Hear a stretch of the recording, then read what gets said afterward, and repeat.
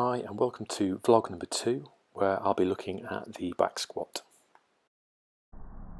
Now in this video I'll be covering the initial setup position of the squat, the eccentric and concentric portions of the lift and some of the points I need to look for, and then some of the more common issues an athlete may encounter and some of the ways I will tackle those problems.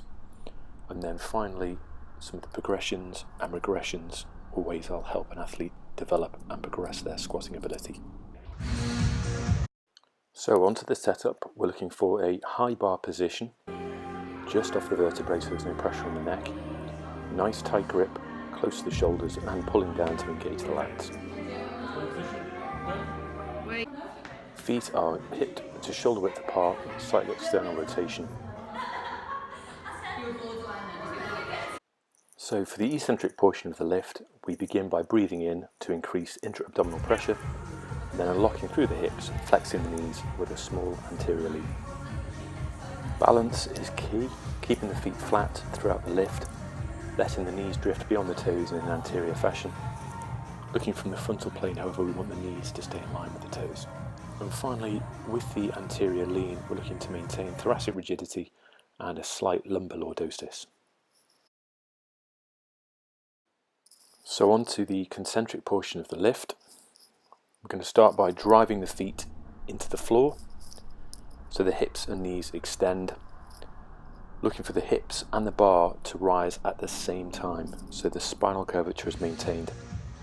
Halfway through, breathing out is fine, so the pressure can be released. Now at the end range of motion, make sure to really extend those hips fully, squeezing the glutes. That's going to keep the back protected and finish the full range of motion. Moving on to common issues seen in the squat.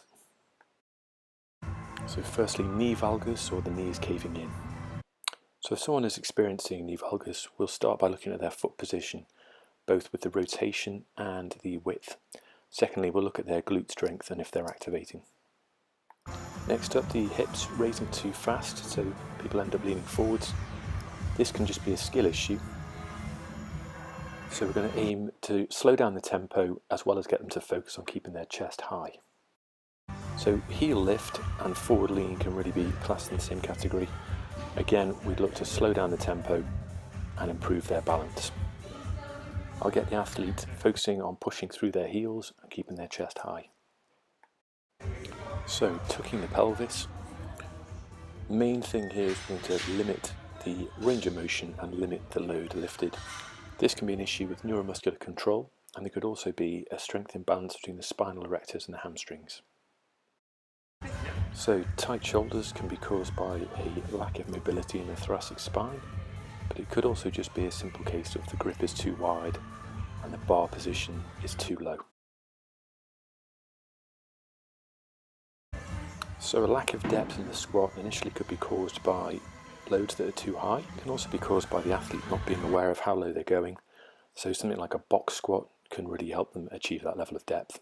And then finally, it can just be a lack of mobility and tight tissues. So next, we're going to look at some ways I will help an athlete develop their squatting skill. So box squats are a great way of helping the athlete set the right depth and teach them to drive out of that low position. Now it's essential, especially while sat down, that they keep nice tight posture so that lower lumbar doesn't move whatsoever.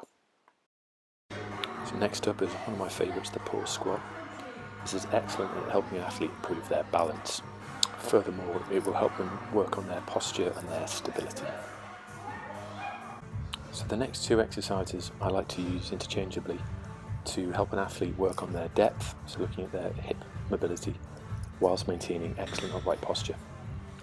The Zercher squat really is just about improving the amount of load that the athlete can work on this exercise with. So finally, heel elevated squats to help an athlete that has possibly limited range of ankle mobility. Now if this is the case, I'd also be accompanying this with something along the lines of ankle drive, mobility drills and a lot of foam rolling on the lower limbs.